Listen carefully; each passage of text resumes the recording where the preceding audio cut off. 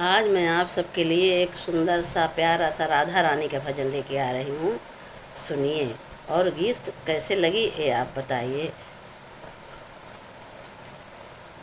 बोलो राधा रानी की जय होए। दरबार में राधा रानी के दुख दर्द मिटाए जाते हैं। दरबार में राधा रानी के दुख दर्द मिटाए जाते हैं।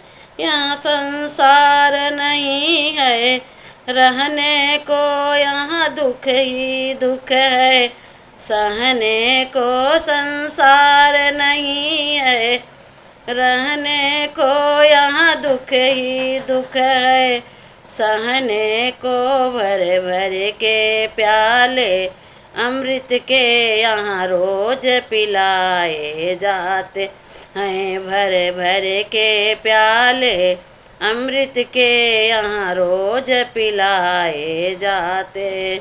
दरबार में राधा रानी के दुख दर्द मिटाए जाते हैं। जो राधा राधा कहते हैं ओह प्रिया शरण में जाते।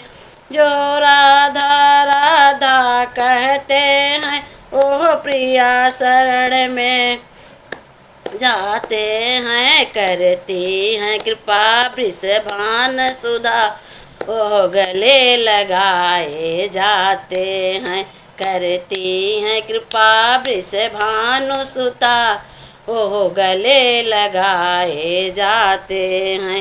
दरबार के राधा रानी ओ दुख दर्द मिटाए जाते हैं। दरबार में राधा रानी के दुख दर्द मिटाए जाते हैं। दुनिया में जो बदनाम हुए पलकों पे बिछाए जाते हैं। दुनिया में जो बदनाम हुए पलकों में बिछाए जाते हैं।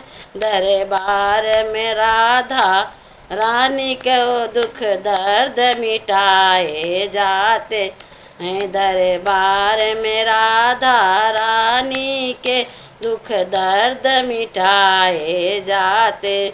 बोलो राधा रानी की जय हो, राधे सरकार की जय हो, बांके बिहारी की जय।